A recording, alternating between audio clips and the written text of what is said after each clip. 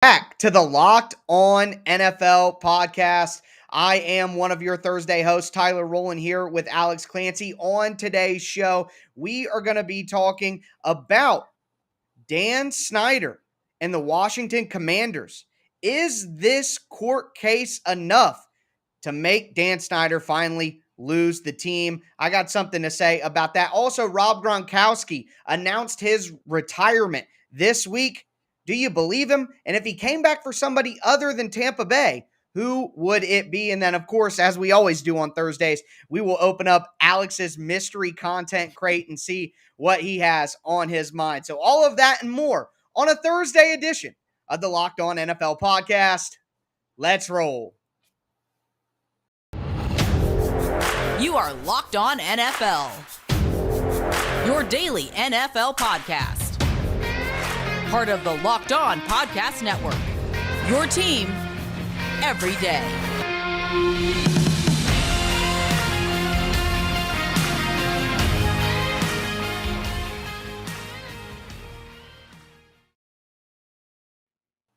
Football fans, welcome back to the Locked On NFL podcast. It is a Thursday show. On today's show, we are talking about Dan Snyder potentially losing the Washington Commanders, talking about Rob Gronkowski's retirement, and then having some fun in the third segment with a mystery content idea from Alex here. Of course, I am one of your hosts, Tyler Rowland from Locked On Titans. Check me out on Twitter at TicTacTitans. Alex Clancy from Locked On Cardinals at Clancy's Corner on Twitter. Check us out Monday through Friday on our individual shows. Do want to thank you guys, though, for making the Locked On NFL podcast your first listen every day. Make sure to subscribe on whatever platform you do stream Monday through Friday. NFL content free and available on all platforms. But let's dive in here. So the Washington Commanders have been in the news all week long as their owner, Dan Snyder, continues to be under fire. Now, Dan Snyder has a long list of, I guess we could call them transgressions or at least bad PR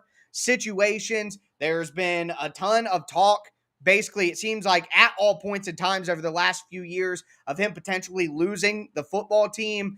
He's getting called up by the government and having to discuss the previous workplace conduct violations or issues, whatever you want to call it.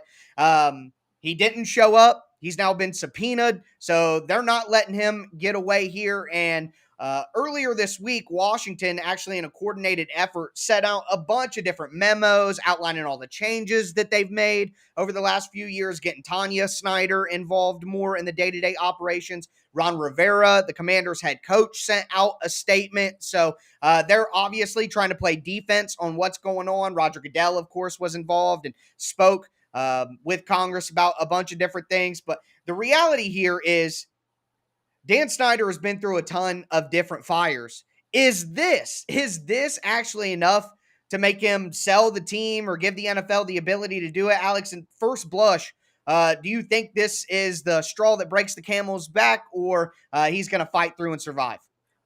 Should it be? Yeah. Will it be? Probably not. I mean, owners don't get forced to sell the team very often.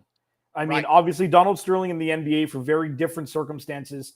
And he was fined like $1. I think he was fined like $2 million because the NBA, there was a cap on how much you could fine somebody for a specific instance like that. I think that was the last instance where that happened. And there needed to be, I think it's a 2/3 vote. Like, Dan Snyder is good for ownership business, I think, for the other 31 for the other 31 ownership groups.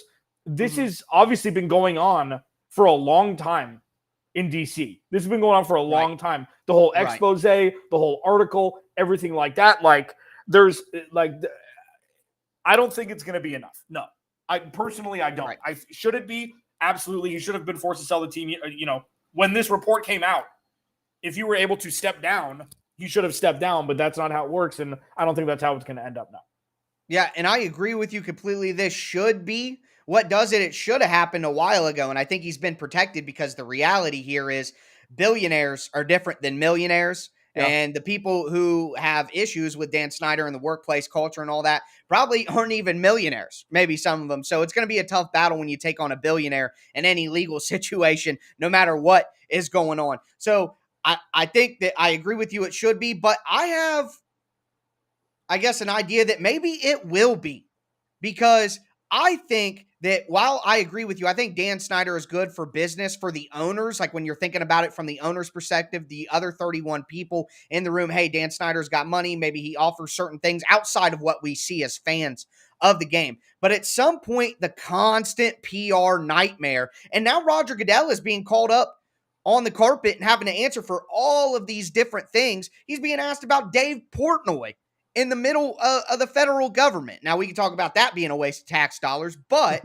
besides that point, this is becoming too many PR blunders from Dan Snyder. There are other billionaires out there who are willing to buy that team. Hint, hint, Jeff Bezos. Yeah. So at some point, I think the NFL is looking for a scapegoat.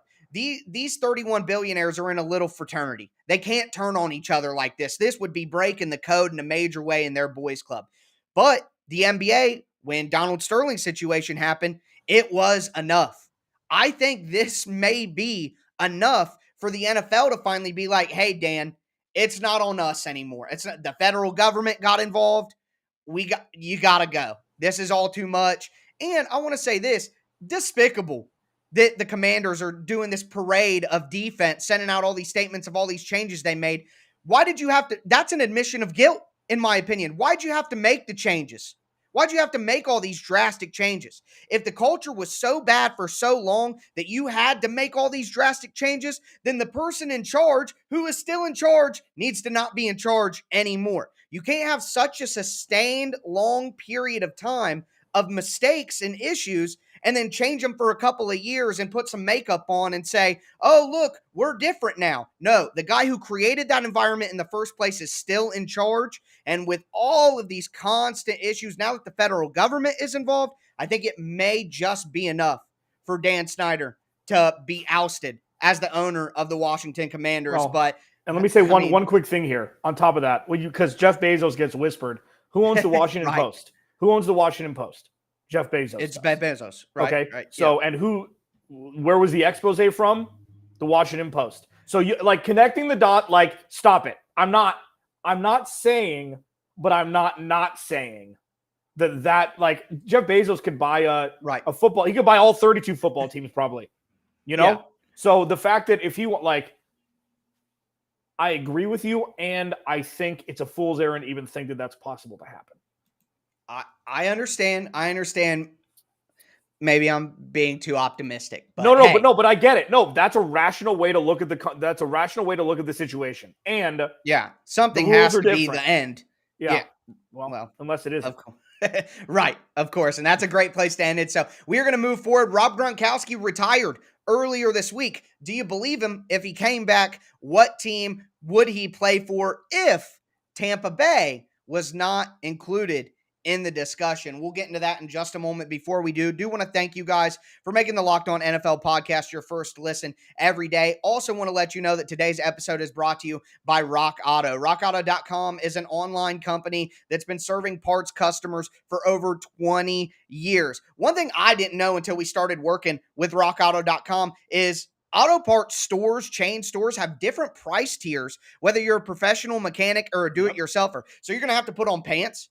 You're going to have to drive to the store. Gas is expensive if you don't want to do that.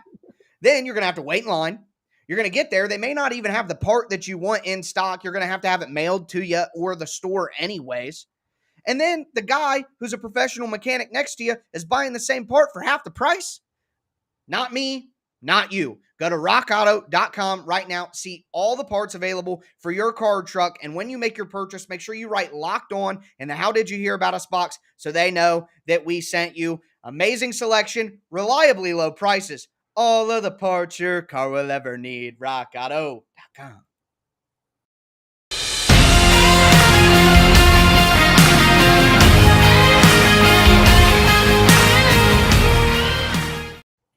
Second segment, Locked On NFL Thursday, live here on a Thursday. Alex Clancy, Locked On Cardinals. Tyler Rowland, Locked On Titans. We make up the duo that is Locked On NFL Thursday. Thanks for making Locked On NFL your first listen each and every day, free and available on all platforms. Talk Daniel Snyder. Let's talk a little bit happier story here, just because Rob Gronkowski is one of the most captivating players to ever wear an Yes. NFL jersey for so many different reasons. Like, you would think, the shows broke, like the 30 for 30 a long time ago broke, where players just spend all their money and they're broke in the first couple years. Gronk fits the profile, the party dude of somebody that could fall victim to that. And then you find out a couple years in, he ain't spending his salary. He's only spending his marketing money, So Marshawn Lynch is like that too. Some people get the wrong impression about Marshawn, but he's incredibly calculated and just spent the advertising money. So right there too. So Gronk retires, and there's two different storylines here that I want to discuss. Obviously, the one on the surface. Is he going to come back? If he does, could it possibly for any team other than Tampa Bay? And I got a little something that I want to bring up at the end. So I'll take this first. Like, if week 10 or week 12 comes around, and there's two different schools of thought here. One, if they need a push, if they want to hit that number one seed and they're around it, or say the Saints make a push in the NFC South this year. Say Jameis really takes a step that everybody's been waiting him to take, and they've got that team, and that defense is great, and they're putting up points with Michael Thomas back, and they need a push in week 10 or week 12. He's like, hey, Gronkolicious, come on, it's time. Either that, or it's like, okay, we're making a push, come back week 14, get your sea legs, and let's roll. But can we both just really quick say he ain't going anywhere else? It's Tampa Bay or nowhere? Yeah, that seems fair. Okay. Yeah. So, I mean, we don't need to waste people's eardrum, capacity on that, because it's just – but there is another wrinkle that I'll get to in a second. But you think he's going to come back 100%? Yes, absolutely. I mean, Drew Rosenhaus, his agent, even said there's a good chance that he plays if Tommy calls him in the middle of the season or by next year. So I absolutely think that he's going to play again, and he'll probably just pop back in the middle of the season. Yeah. Now, before I get to the question that I have for you, the interesting wrinkle here is the story that came out about how Tom Brady wanted to play in Miami. He wanted Sean Payton to be the head coach, and then that didn't happen. He's saying, okay, I'm not going to come back unless Bruce Arians goes to the front office and Byron Leftwich takes over, like that whole thing. Right. Todd Bowles, sorry. That whole thing was massaged for Tom Brady. Now, that's not to say next year that he's not the quarterback of the Miami Dolphins. There's another wrinkle, and that would elongate Gronk's career by a full year, because he would have to come in during the offseason and imagine, just take a second. We're in the summer, and look at what the roster could be like in Miami next year.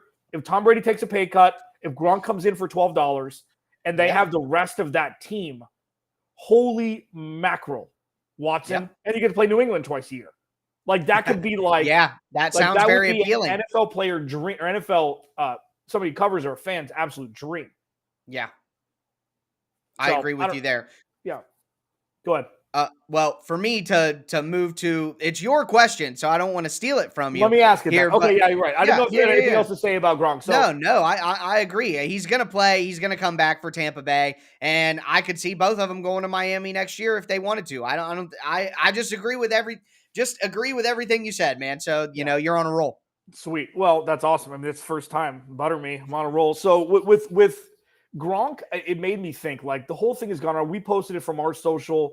Who's the best tight end of all time when Gronk announced his retirement. And, you've got the old dogs with Tony Gonzalez who really revolutionized the position. I think Shannon Sharp should get a little credit for that as well. And then Antonio Kellen Winslow Sr. Yeah, but hey, I'm throwing him in.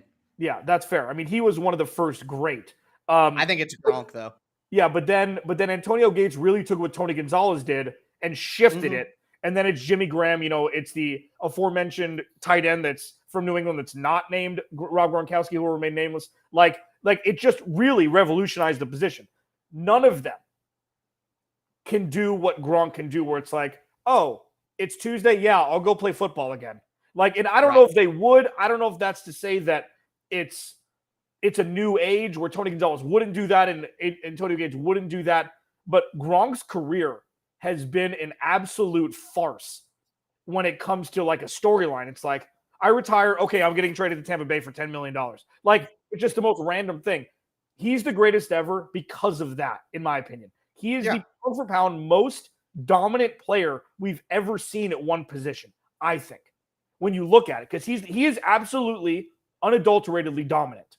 as a tight end. Well, I think the other guy that I was going to put into this discussion that could just pop up mid-season and get it done is the other guy I would argue that is just as dominant, if not more, at his one position, and that's Aaron Donald. Aaron Donald, yeah. And I thought that was going to happen this year, that he was just going to stay retired, wait, and then take a big paycheck to play the last, 10 games of the season, go into the playoffs and see if he can repeat as a champion. Now, ultimately, they cashed him out. I don't blame him. I would do the whole season for that money as well, and he didn't need to do that. But I think that Aaron Donald is a good comparison for a guy who's just as dominant, being a little undersized. Aaron Donald, people thought early on, being more of a penetrator than a guy who kind of just holds his spot. I think Aaron Donald, with the way that he plays the game, like Gronk, kind of gave you the best of both worlds. He was able to hold up against double teams in the run, but also be that gap shooter and that interior penetrator. And Gronk was one of the best blockers in the league, but also absolutely dynamic with the ball in his hands as a receiver. So I think that Aaron Donald would be a good comparison for Rob Gronkowski, as a guy who kind of turn it on mid-season and just show up and do it. But luckily for football fans, we get to watch a full season of Aaron Donald. Not for Arizona Cardinals fans. I mean, and so before we pivot here to Clancy's Mystery Hour next segment, there's one guy that, so it's like the first person that popped in my head, now that this is becoming a thing with Gronk, it's just like, okay, he's going to play, he's not going to play.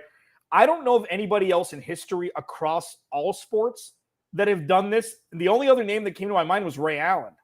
Where like after he was linked to a bunch of different teams. He went to Miami, after Boston, and now Kevin Garnett and Paul Pierce won't talk to him, which is the biggest BS I've ever seen. But like Ray Allen was a Minuteman at the end of his career, where it's like, okay, these are the players that they should add in the offseason. And then during the regular season, maybe Ray Allen, for a team that needs a push, would do that. But I don't think that there's ever been this kind of Gronky career arc after, his prime is almost over. I mean, if Gronk could play another 17-game season, maybe 2 of them at a high level.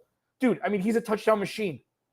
He's an absolute touchdown machine. You know that the Bucs are starting to get in playoff mode when Gronk starts scoring more touchdowns. That is, and now they're starting to get into playoff mode when he actually joins the team. Yeah, there you go. Well, that's the moniker. Now, Alex Clancy, Locked On Cardinals, Tyler Rowland, Locked On Titans, rolling on here on a live edition of Locked On NFL Thursday. Thank you for making Locked On NFL your first listen each and every day, free and available on all platforms. Next, it's my time. It's me. For those that don't know, welcome to Locked On NFL. Tyler Rowland likes to prepare, likes to take notes. I like to have topics and have a conversation. I don't tell him one topic a week, so I get to have my fun. That's rolling. Next, Locked On Cardinals. First, Built Bar. So we have ad copy to read. Great ad copy from our friends over at Built Bar. If you don't know about Built Bar yet, best tasting protein bar on the planet, healthiest candy bar on the planet if you want to look at it that way. The flavors have been absolutely insane. Our Twitter DMs have been blowing the hell up. What I tell people that Built Bar tastes like, whatever the flavor is a healthy version of everything your parents wouldn't let you eat when you were younger. That's pretty much it. It's a candy bar of goodness that you'd have to sneak when you were younger. The new featured flavor is coconut brown. So coconut brownie chunk itself, the Built Bar, is, I believe, qualified as the greatest by our Twitter DMs. I think it has the crown. Now, this is the puff version with the protein-infused marshmallow, low calorie, low sugar, high protein. It's a home run, man. I've got a box on the top of my refrigerator right now. Go to Built.com. Use promo code LOCKED15 for 15% off your order. Use promo code LOCKED15 for 15% off at Built.com.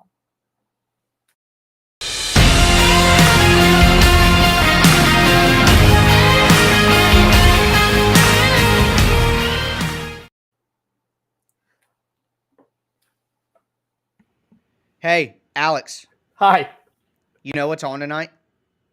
The NBA draft. Nailed it. The NBA draft, that is a fact. And this has been a heavy NBA. We talked Ray Allen's career-ending arc. Now we're going to talk some NBA draft. Just kidding, but I do want to tell you guys that you're not going to get any better coverage of the NBA draft than you're going to get with the Locked On NBA coverage tonight. The Locked On NBA channel, Locked On NBA Big Board. You're going to have Odyssey experts. I mean, it's a full-blown event. The NBA draft is going on tonight. Make sure you check out Locked On NBA, Locked On NBA, big board. Excellent content coming your way. But with that being said, we're going to get into Alex's mystery segment. I'm so excited. You go ahead. Take it away. Yeah, this is more of a light, fun one. I knew we were going to talk about Dan Snyder, a little bit heavier content. It's Thursday, Sorry. man. No, it's fine. We had to talk about it. This is silly season. We're not in list season yet, which is going to be a lot of our content moving forward. I think July 1 is like the kickoff of list season, where it's like you're 6 weeks away from camp or a month away from camp, and then things really start to head. What head coach would you most like to play for and least like to play for? And how we do this is customary, is I'll let Tyler kind of marinate in his juices over there without being able to take notes, without being able to do exactly what he loves to do before shows, and rightfully so. I'm going to go first with the coach I'd least like to play for. And I'll just punt on Cliff Kingsbury. I'm not going to do that. It's Bill Belichick, and it's not close. And the reason why is winning's fun, and nowadays, especially unless you're a tight end named Jonnu Smith or Hunter Henry, ain't nobody getting paid in New England. So you go to New England to win. Okay, that was during Tom Brady's tenure there. Now you go to New England, you don't get paid that much, and this militaristic fashion of football, it's like maybe getting drafted there would be good, but as a free agent, it's like that ship has sailed. And now Bill Belichick is a head coach who's militaristic, and that wouldn't be very fun for me, personally. The coach that I would love to play for, and it's weird because there's a couple that I went back and forth on. Like, you can go like Matt LaFleur or, some of the younger coaches, but for me, it's Pete Carroll, and it's like he was the first, since he came back, when he was in New England, it didn't win very much. And then, he went to USC. He brought USC to the NFL. Gum-chewing, laughing, jumping around like an idiot. Like, he's a high school basketball coach as an NFL head coach. He's like a high school gym teacher who's the high school basketball coach who's an NFL head coach. And I feel like even though the gameplay is kind of boring with running the ball and playing defense, like it's obviously changed a little bit recently, but I think Pete Carroll will be the most fun to play for because he has the pedigree, he has the wins, and he still has the smile and the great job, the super goober Russell Wilson in head coach form. So I would say Pete Carroll. Well, I have more that I would like to play for than I have guys I wouldn't want to play for. The only one that really, really came to mind, guys I wouldn't want to play for, obviously Cliff Kingsbury, but I don't think he would be bad to play for. I think the X's and O's maybe late in the season, he's a little behind. But Mike McCarthy, after watching Hard Knocks, like I think that you were the coordinators were smarter football guys. So Mike McCarthy's whole job is to lead the coaching staff and be a rah-rah guy to me. Well, I didn't believe his rah-rah stuff. So if your only purpose is to get me fired up because the coordinators are the actual football smart guys, then that's not what I'm looking for. Now, a guy that can fire you up while also being smart about his job, even if he's not the number one offensive or defensive, Mike Tomlin.